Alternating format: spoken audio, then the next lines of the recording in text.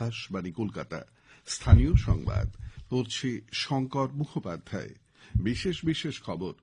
বিশ্বভারতী বিশ্ববিদ্যালয়ের শতবার্ষিকী অনুষ্ঠানে আচার্য প্রধানমন্ত্রী নরেন্দ্র মোদী আজ ভার্চুয়ালি যোগ দেবেন। মুখ্যমন্ত্রী মমতা ব্যানার্জি আন্দোলনরত কৃষকদের পাশে থাকার আবারও আশ্বাস দিয়েছেন। রাজ্যের উন্নয়ন নিয়ে তথ্যের কারচুপি করা হচ্ছে বলে বিজেপির অভিযোগ। কেন্দ্রীয় সরকার 4 কোটিরও বেশি তপশিলি পড়ুয়াদের জন্য 59,000 কোটি টাকারও বেশি মাধ্যমিক পরবর্তী বৃত্তি অনুমোদন করেছে। রাজ্যে এবারে মাধ্যমিক এবং উচ্চ মাধ্যমিক পরীক্ষা জুন মাসে নেওয়া হবে। কোভিড অতিমারির কারণে দীর্ঘদিন বন্ধ থাকার পর দার্জিলিংয়ের টয় ট্রেন আগামীকাল আবার চালু হচ্ছে। করোনা সংক্রমণ এড়াতে মাস্ক পরুন এবং ঠিকভাবে পরুন। 2 গজ দূরে থাকুন, নিরাপদ দূরত্ব বজায় রাখুন, হাত ও মুখ পরিষ্কার পরিচ্ছন্ন রাখুন।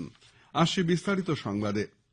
বিশ্বভারতী বিশ্ববিদ্যালয়ের শতবার্ষিকী উদযাপন অনুষ্ঠানে প্রধানমন্ত্রী নরেন্দ্র মোদী আজ ভার্চুয়ালি সামিল হবেন। ভিডিও কনফারেন্সের মাধ্যমে বিশ্বভারতীর আচার্য শ্রী মোদী শান্তিনিকেতনের ওই অনুষ্ঠানে ভাষণ দেবেন। রাজ্যপাল জগদীপ ধনখড় এবং কেন্দ্রীয় শিক্ষামন্ত্রী রমেশ পোখরিয়াল নিশাঙ্কেরও ওই অনুষ্ঠানে যোগ দেওয়ার কথা। উল্লেখ্য, 1921 সালে বিশ্বভারতী তার যাত্রা শুরু করে। 1951 সালে এটি জাতীয় গুরুত্বপূর্ণ প্রতিষ্ঠানের মর্যাদা লাভ করে। গতকাল 7ই পৌষ শান্তিনিকেতনে চিরাচরিত পৌষ উৎসবের সূচনা হলেও করোনা অতিমারির আবহে এবার পৌষ মেলা হচ্ছে না।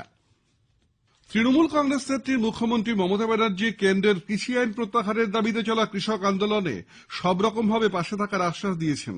তার নির্দেশে তৃণমূল কংগ্রেসের 5 সাংসদের একটি দল গতকাল দিল্লির সিংহ সীমান্তে আন্দোলনরত কৃষকদের সঙ্গে আবারও দেখা করেন। ডেরেক ওব্রায়েন, শতাব্দী রায়, প্রসূন বন্দ্যোপাধ্যায়, প্রতিমা মণ্ডল এবং মোহাম্মদ নারিমুল হক কৃষকদের দাবির প্রতি সহমর্মিতা জ্ঞাপন করেন।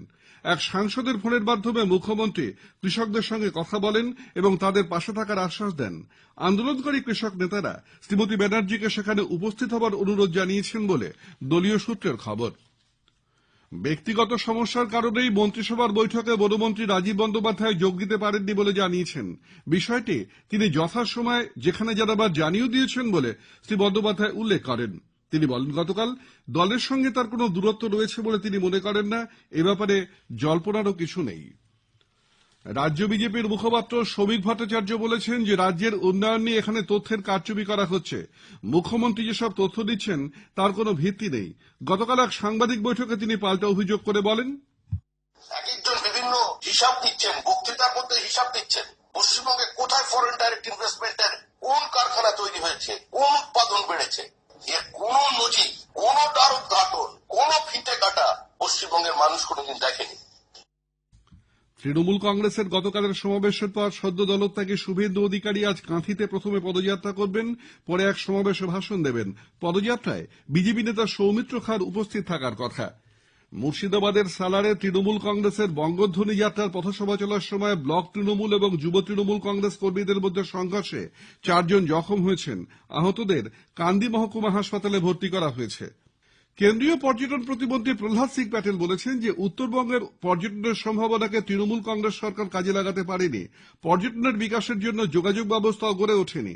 গতকাল কোচবিহারের বানেশ্বর শিব মন্দির পরিদর্শন করে তিনি খাগড়াবাড়িতে চায় পে চর্চায় যোগ দেন। কেন্দ্রীয় প্রাণী সম্পদ বিকাশ মন্ত্রী সঞ্জীব বালিয়ান দলীয় কর্মসূচিতে যোগ দিতে গতকাল মুর্শিদাবাদের রঘুনাথগঞ্জে যান। বিজেপির গৃহ সম্পর্ক অভিযানের অঙ্গ হিসেবে তিনি কেন্দ্রের বিভিন্ন প্রকল্পের খতিয়ান তুলে ধরে এলাকায় রিপোর্ট কার্ড বন্টন করেন। পরে চায় পে চর্চায় সামিল হয়ে তিনি সাংবাদিকদের মুখোমুখি হন। বাংলাকে তিনি কোনোভাবেই গুজরাট হতে দেবেন না বলে মুখ্যমন্ত্রী মমতা ব্যানার্জি আবারও জানিয়েছেন। কলকাতার উত্তীর্ণ মঞ্চে গতকাল এবছরের সঙ্গীতপালার উদ্বোধনী মঞ্চ থেকে তিনি বলেন যে সম্প্রীতির সবচেয়ে বড় জায়গা হল সঙ্গীত। সঙ্গীতের মঞ্চ বিভাজনে বিশ্বাস করে না। আগামী 8 দিন ধরে মোহরকুঞ্জের মুক্তমঞ্চ সহ শহরের একাধিক জায়গায় এই সঙ্গীত মেলা চলবে। করোনা সংক্রমণ নিয়ে মুখ্যমন্ত্রী আবারও সকলকে সতর্ক থাকার পরামর্শ দিয়েছেন। ডেঙ্গু যেমন ক্যারেক্টার চেঞ্জ করে মনে রাখবেন, এই করোনাটাও নাকি ক্যারেক্টার চেঞ্জ করছে। ফলে একটা এমন ভাইরাস আসছে যে ভাইরাসটা ভেরি স্ট্রং। সর্দি কাশিটা কিন্তু শীতকালে একটু বেশি হয়। ফলে সর্দি কাশিটা হলেই জ্বর হবে, আর জ্বরটা হলেই আমি দেখাতে গেলেই কিছু কিছু করোনা বাড়বে। সুতরাং এই সময়টা নিজেকে ভালো রাখতে গেলে আমি এখনো বলছি, নিজের খেয়াল যদি নিজে রাখেন, পরিবারের খেয়াল যদি ঠিক মতো রাখেন, তাহলে কিন্তু কোভিডকে পরাস্ত আমরা করতে পারি। এদিকে রাজ্যে নতুন করে আরো ১,৬২৮ জন সংক্রমিত হয়। মোট আক্রান্তের সংখ্যা ৫,৪১,৬২৪ পৌঁছে গেছে। গত সন্ধ্যায় রাজ্য স্বাস্থ্য দপ্তর থেকে প্রকাশিত রিপোর্ট অনুযায়ী গত ২৪ ঘন্টায় ২,১৫৩ জন সুস্থ হয়ে ওঠায় মোট আরোগ্যপ্রাপ্তের সংখ্যা বেড়ে হয়েছে ৫,১৬,৪৬২। রাজ্যে আরোগ্যের হার পৌঁছেছে ৯৫.৩৫%। মোট অ্যাক্টিভ রোগীর সংখ্যা ১৫,৬৮৯। এই সময় নমুনা পরীক্ষা করা হয়েছে ৪১,০০০-এর কিছু বেশি। আরো ৩৪ জনের মৃত্যু হওয়ায় মোট মৃতের সংখ্যা বেড়ে হয়েছে ৯,৪৭৩। স্থানীয় সংবাদ শুনছেন আকাশবাণী কলকাতা কেন্দ্র থেকে। আগামী ৫ বছরে দেশে ৪ কোটিরও বেশি তপশিলি পড়ুয়াদের জন্য কেন্দ্রীয় মন্ত্রিসভা ৫৯,০৪৮ কোটি টাকা মাধ্যমিক পরবর্তী বৃত্তি অনুমোদন করেছে। এর ৬০% অর্থ কেন্দ্রীয় সরকার দেবে, বাকি ৪০% দিতে হবে সংশ্লিষ্ট রাজ্য সরকারগুলিকে। দশম শ্রেণীর পর পড়াশোনা ছেড়ে দিতে হয় এমন ১,৩৬,০০,০০০ দরিদ্রতম ছাত্রছাত্রী এর ফলে উপকৃত হবেন এবং তাদেরকে আগামী ৫ বছরের মধ্যে উচ্চশিক্ষার আওতায় নিয়ে আসা যাবে বলে অনুমান করা হচ্ছে। বৃত্তির কেন্দ্রের দেওয়া অংশের টাকা সরাসরি পড়ুয়াদের ব্যাংক অ্যাকাউন্টে পৌঁছে দেওয়া হবে। এবারের মাধ্যমিক এবং উচ্চ মাধ্যমিক পরীক্ষা আগামী জুন মাসে নেওয়া হবে। করোনা অতিমারির আবহে এবার এই পরীক্ষা পিছিয়ে দেওয়া হচ্ছে বলে শিক্ষামন্ত্রী পার্থ চট্টোপাধ্যায় গতকাল জানিয়েছেন। মধ্যশিক্ষা পর্ষদ এবং উচ্চ মাধ্যমিক শিক্ষা সংসদের প্রস্তাব মতোই পরীক্ষা পেছানোর এই সিদ্ধান্ত হয়েছে। জুন মাসে প্রথমে মাধ্যমিক, তারপরে উচ্চ মাধ্যমিক পরীক্ষা নেওয়া হবে। উল্লেখ্য, কোভিড অতিমারির কারণে এবারের মাধ্যমিক এবং উচ্চ মাধ্যমিকের টেস্ট পরীক্ষা ইতোমধ্যেই বাতিল করা হয়েছে। স্বনির্ভর গোষ্ঠীর তৈরি পণ্য সামগ্রী বিক্রির জন্য রাজ্য পঞ্চায়েত দপ্তর একটি বিশেষ মার্কেটিং অ্যাপ চালু করেছে। নিউ টাউনে গতকাল কলকাতার সরসমেলার পঞ্চায়েত মন্ত্রী সুব্রত মুখোপাধ্যায় এই অ্যাপের উদ্বোধন করে বলেন যে এর সাহায্যে স্বনির্ভর গোষ্ঠীর পণ্য সহজে বিক্রি করা ছাড়াও ক্রেতারা এ সম্পর্কে জানতে এবং তা পছন্দ করতে পারবেন। নিউ টাউন মেলা মাঠে গতকাল কলকাতা সরস মেলা শুরু হয়েছে, চলবে ৩রা জানুয়ারি পর্যন্ত। রাজ্যের প্রত্যেকটি জেলা এবং দেশের ১৬টি রাজ্যের স্বনির্ভর গোষ্ঠীগুলি এবছর এই মেলায় অংশ নিচ্ছে। কোভিড অতিমারির কারণে দীর্ঘদিন বন্ধ থাকার পর দার্জিলিং এর টয় ট্রেন আগামীকাল আবার চালু হচ্ছে। দার্জিলিং হিমালয়ান রেলের এক মুখপাত্র জানিয়েছেন যে রাজ্য সরকারের কাছ থেকে চূড়ান্ত অনুমোদন ইতোমধ্যেই পাওয়া গেছে। প্রাথমিকভাবে দার্জিলিং এবং ঘুমের মধ্যে ট্রেন চলাচল শুরু হলেও পরে চাহিদা অনুযায়ী যাত্রাপথ বাড়ানো হবে। পর্যটকদের জন্য বাতাসিয়া লুপে ১০ মিনিটে এবং ঘুম স্টেশনে ট্রেনটি ২০ মিনিট দাঁড়াবে। যাত্রীদের সুবিধার জন্য পূর্ব রেল মালদা টাউন থেকে হাওড়া এবং নবদ্বীপ ধামের মধ্যে দুটি স্পেশাল ট্রেন চালু করতে চলেছে। মালদা টাউন হাওড়া স্পেশাল ট্রেনটি ২৮শে ডিসেম্বর সকাল ৬টা ৫ মালদা টাউন ছেড়ে দুপুর ১২টা ৫০ হাওড়ায় পৌঁছবে। ওই দিন বিকেলে ট্রেনটি আবার হাওড়া থেকে সোয়া ৩টে ছেড়ে রাত ১০:৩০ মালদাবে পৌঁছবে। মালদা টাউন নবদ্বীপ ধাম স্পেশাল ট্রেনটি ২৮শে ডিসেম্বর বিকেল ৩টে ৫০ মালদা ছেড়ে রাত ৮টা ৫৫ নবদ্বীপ ধাম স্টেশনে পৌঁছবে বলে পূর্ব রেল সূত্রে জানানো হয়েছে।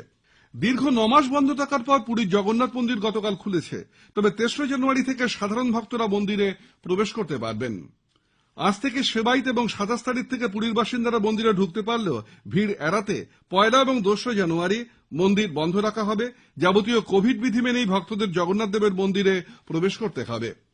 করোনা আবহে শব্দবিধি মেনে এবং কোন রকম পরিবেশ দূষণ না করে যাতে বড়দিন এবং ইংরেজি নববর্ষ উদযাপিত হয় তা নিশ্চিত করতে পরিবেশ কর্মীদের সংগঠন নাগরিক মঞ্চ রাজ্য পরিবেশ দপ্তরের কাছে আবেদন জানিয়েছে।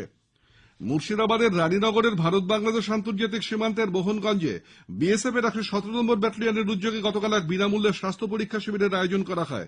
শিবিরে একই সঙ্গে লক্ষাধিক টাকার ওষুধ এবং স্থানীয় ক্লাবগুলির মধ্যে ক্রীড়া সামগ্রী বিতরণ করা হয়। গোয়ার তিলক ময়দানে গতকাল আইসল্যান্ড ম্যাচে এফসি গোয়া ২-১ গোলে জামশেদপুর এফসিকে হারিয়ে দিয়েছে। সারা বাংলা মিড ডে মিল কর্মী ইউনিয়নের হাওড়া জেলা কমিটির পক্ষ থেকে গতকাল এক বিক্ষোভ মিছিলের আয়োজন করা হয়। পরে তারা উলুবেড়িয়া স্টেশনের কাছে গরুহাটা মোড়ে ৮ ঘন্টারও বেশি পথ অবরোধ করে বিক্ষোভ দেখান। এক টোটো চালকের মৃতদেহ উদ্ধারকে ঘিরে গতকাল মুর্শিদাবাদের বহরমপুর রিং রোড এলাকায় ব্যাপক চাঞ্চল্য ছড়ায়। বছর ২৯-এর সুজিত প্রধান বহরমপুরের সৌদাবাদ এলাকার বাসিন্দা। শেষ করার আগে স্থানীয় সংবাদের বিশেষ কিছু অংশ আবার পড়ছে। বিশ্বভারতী বিশ্ববিদ্যালয়ের শতবার্ষিকী অনুষ্ঠানে আচার্য প্রধানমন্ত্রী নরেন্দ্র মোদী আজ ভার্চুয়ালি সামিল হবেন। মুখ্যমন্ত্রী মমতা ব্যানার্জি আন্দোলনরত কৃষকদের পাশে থাকার আবারও আশ্বাস দিয়েছেন। এ রাজ্যের উন্নয়ন নিয়ে তথ্যের কারচুপি করা হচ্ছে বলে বিজেপির অভিযোগ। কেন্দ্রীয় সরকার ৪ কোটিরও বেশি তপশিলি পড়ুয়াদের জন্য ৫৯,০০০ কোটি টাকারও বেশি মাধ্যমিক পরবর্তী বৃত্তি অনুমোদন করেছে।